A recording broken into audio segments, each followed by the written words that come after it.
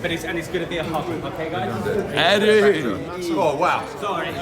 Maybe give him a bit of space. Eddie, you got to fight to get out. Fight to get out the corner, Eddie. Fight to get out. Fight to get out. Eddie, Cornered. how excited are you for the first Ring magazine to kick it off? Yeah, I mean, look, we obviously Riyadh season is crazy, and this is an extension of that in a way. And I never expected, people say, how long will this, Riyadh season and boxing in Saudi Arabia last? Now you've seen the commitment. This is a further commitment from His Excellency. It's just wild.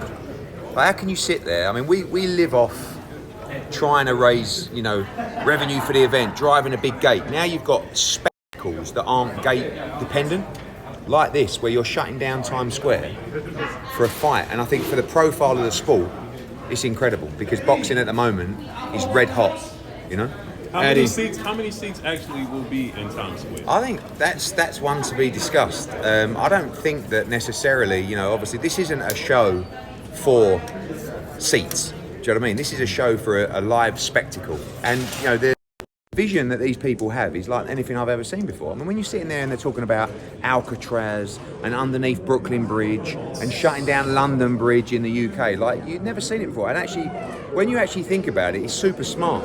Because we sit there as promoters saying, there's no gate.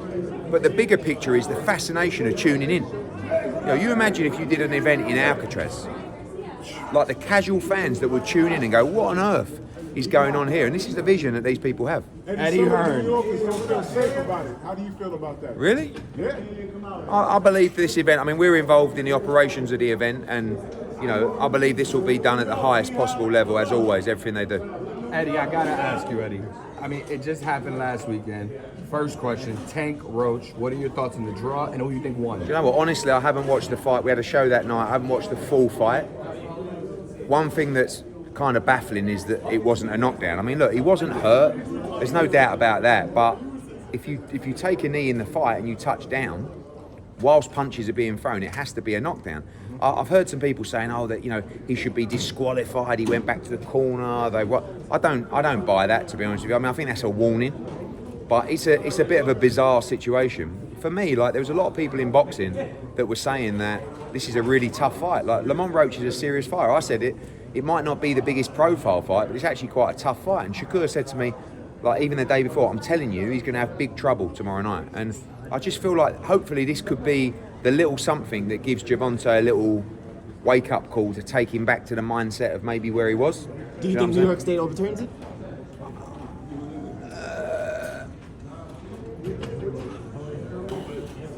No, I don't think they do. So, should they go for an immediate rematch if they don't? Yeah, I don't know. I mean, the reality is can the state call for an immediate rematch? I don't believe they can, the commission.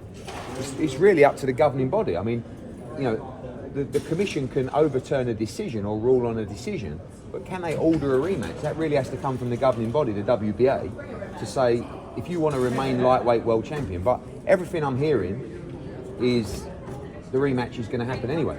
Like, I think it's pretty much done. Talk to us about the star power in this May 2nd card. Yeah, I mean, you've got three of the hottest young fighters in terms of that, that social media presence, that digital presence, and the reach out of